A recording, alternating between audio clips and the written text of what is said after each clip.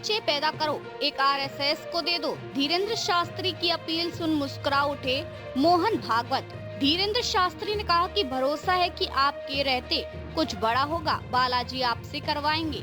उनकी बात सुनकर मोहन भागवत ने स्टेज से ही हाथ जोड़ने लगे। उन्होंने कहा कि भारत का गौरव जागेगा, भारत महान होगा। आरएसएस मुख्यालय नागपुर पहुंचे बागेश्वर धाम सरकार यानी कि धीरेन्द्र शास्त्री महाराज ने लोगों से कहा कि 4 बच्चे पैदा करो, उनमें से एक को संघ का स्वयंसेवक बनाओ ताकि वे दूसरों को बचाने के काम आ सके।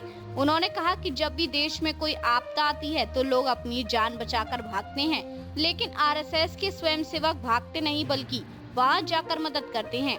उन्होंने देश के लोगों से अपील करते हुए कहा कि बच्चे तो 4 पैदा करो, लेकिन एक राष्ट्रीय स्वयंसेवक संघ को दो ताकि वे लोगों को बचाने के काम आ सकें। आप हंसते रहे, मुस्कुराते रहे ताकि जल्दी अखंड भारत हो जाए। धीरेन्द्र शास्त्री की ये बात सुनकर स्टेज पर मौजूद संघ प्रमुख मोहन भागवत, सीएम देवेंद्र फडणवीस और अन्य संतजन मुस्कुरा उठे। धीरेन्द्र शास्त्री ने कहा कि भरोसा है कि आपके रहते कुछ बड़ा होगा, बालाजी आपसे करवाएंगे। उनकी बात सुनकर मोहन भागवत ने स्टेज से ही हाथ जोड़ने लगे।